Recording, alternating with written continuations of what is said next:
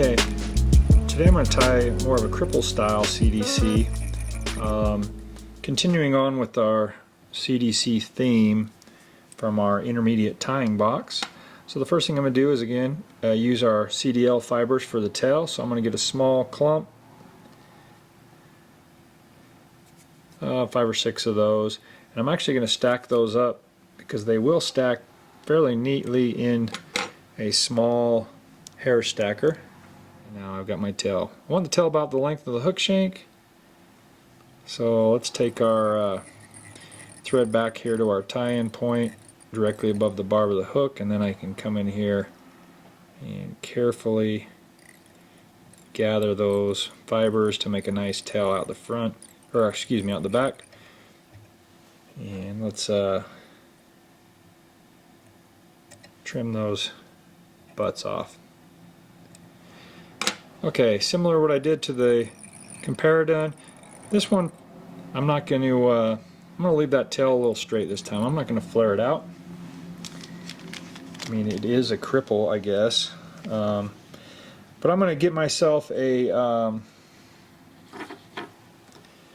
strip peacock herl. If you watched our other video, you can just take a eraser tip here and rub all that off. Okay, so I can lay that piece of peacock right there along the hook shank, and let's tie that down all the way to the base of our tail and come right back about 2/3 up the hook shank. Again, peacock can be a little brittle. Just to help that, I'm just going to put a little glue along there. And now I can wrap that peacock over the top away from me, like that. Got a little bit of residue still on there, but I'm not going to worry too much about that.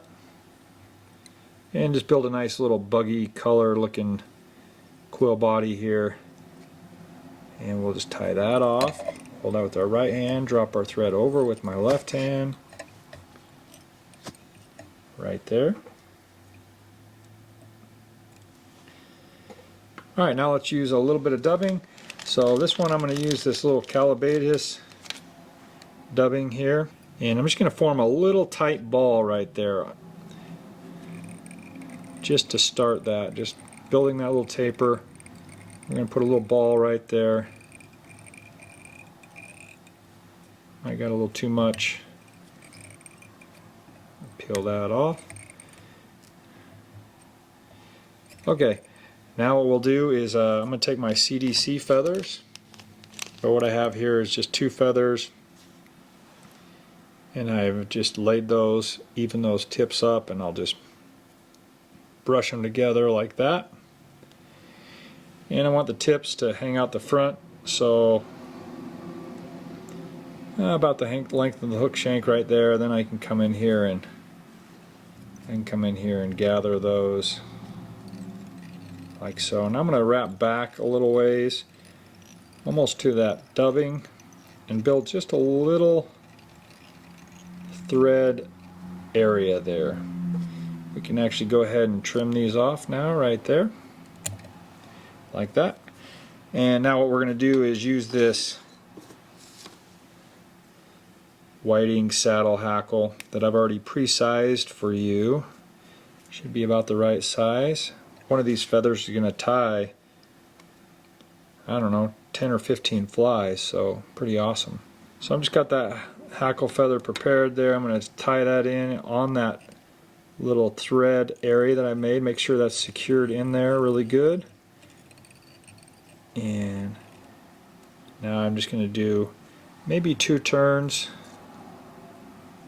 2, let's add 1 more, let's go 3. And then I'm going to tie that off again right there with 3 or 4 good turns. And then I can trim that off right there. Alright, let's pull everything back now out of the way. I'm going to give it 1 or 2 more good turns right over that hackle, because that could be a spot that could be a trouble spot. So let's pull everything back now. And let's make a little head right up underneath all that CDC. Get our whip finish right up in there. Pretty tight spot there, but let's make a nice tight whip finish.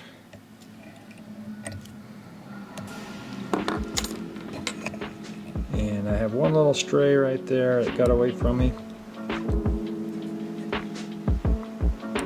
What you have is a nice little cripple pattern. Any of those little hatches you're dealing with.